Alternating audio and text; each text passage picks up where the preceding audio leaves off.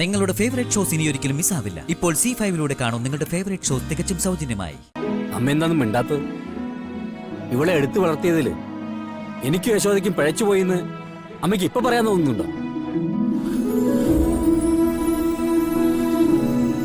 ഈ കണ്ട കാഴ്ചയൊക്കെ എന്റെയോ അമ്മയുടെയോ സ്വഭാവ ഗുണം കൊണ്ടുണ്ടായതല്ല, എന്റെ മോളുടെ പെരുമാറ്റം കൊണ്ടുണ്ടായതാ.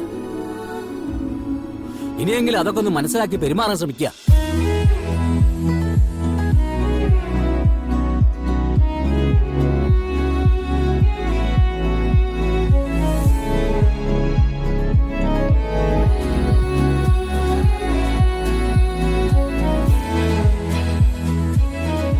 അച്ഛനൊരു അപകടത്തിൽപ്പെട്ടു.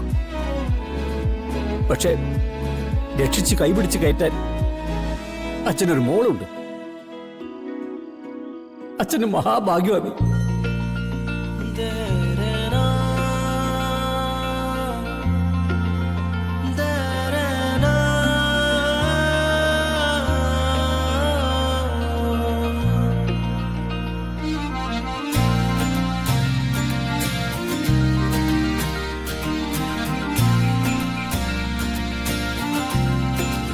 തിരുമേനിയും കുടുംബം ഇന്നലെ സമാധാനമായിട്ട് ഉറങ്ങിയിട്ടുണ്ടാവും അല്ലേച്ചി?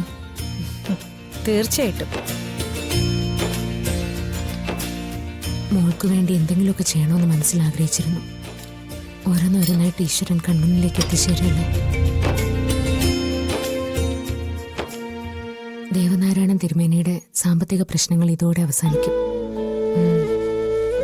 ഇനി അവിടെ എന്ത് തന്നെ ഉണ്ടായാലും മോളുടെ കയ്യിൽ പണം കൊടുത്തു വിടണം. അതൊന്നും പറയാൻ പറ്റില്ല. ഇപ്പൊ തന്നെ സഹായിച്ചത് ഒരല്പം കൂടുതലാ. ഈ കടം തന്നെ എങ്ങനെ വീട്ടെന്നുള്ള പരിഭ്രമത്തിലായിരിക്കും രാധിക മോള്. അവള് പറയട്ടെ. ഇന്നെന്റെ കുട്ടി വരുമ്പോ അവളുടെ കണ്ണിലും പ്രശ്നങ്ങളും ഒഴിഞ്ഞതിന്റെ സന്തോഷം എനിക്ക് കാണാലോ. എങ്കി വേഗം കഴിച്ചോളൂ, രാധിക വരാനുള്ള സമയമായിട്ടുണ്ട്.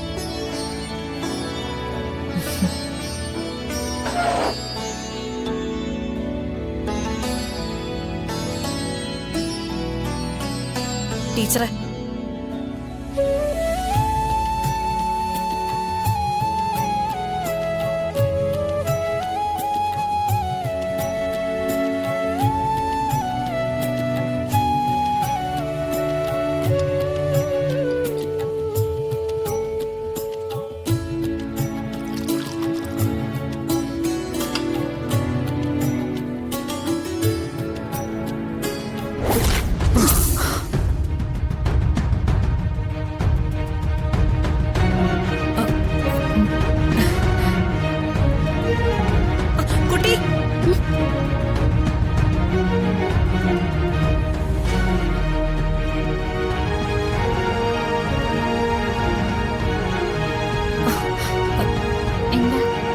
അല്ല രാധികയെ, അച്ഛൻ വല്ലതും പറഞ്ഞോ?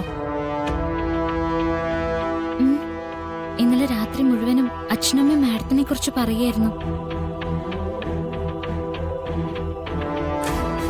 മാഡത്തിന് വേണ്ടിയായിരുന്നു ഞങ്ങളുടെ ഒക്കെ പ്രാർത്ഥന.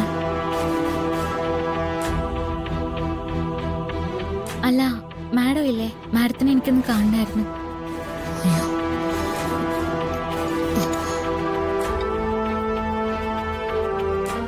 അതിനെന്താ, മാഡം ഇവിടെ തന്നെ ഉണ്ട്, നമുക്ക് കാണാലോ. ഡൗൺലോഡ് ചെയ്യൂ C5 ആപ്പ്. കാണൂ എല്ലാ എപ്പിസോഡുകളും സൗജന്യമായി.